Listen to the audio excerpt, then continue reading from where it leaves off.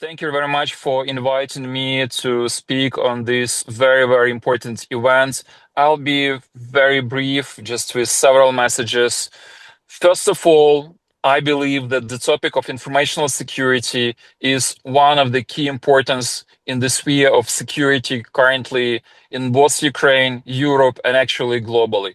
Ukrainian experience, I believe, is very important to be shared, to be learned, because we are on front line and many things that's happened and that's like in practice happening were happening here for the first time.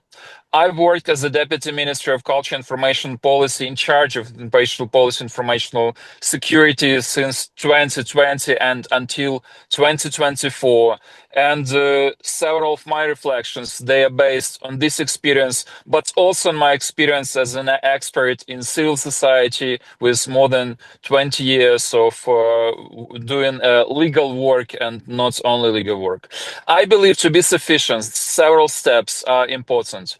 First, to have strategic approach. Ukraine adopted strategy on informational security in 2020, and now it's important for the new document to appear. The government is finalizing the new text as the previous strategy ended in 2024 and end of 2025, and I believe soon we will have new documents adopted. Second, it's very important to have established and dedicated state actor, state agency that would deal with the topic. And we do have Center for Preventing Disinformation, and also we within the Ministry of Culture and Information Security established Center for Strategic Communication.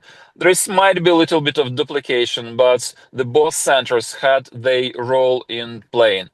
Fourth, it's important to have resources, and here I'd like to thank for European Union, for other partners for supporting Ukraine.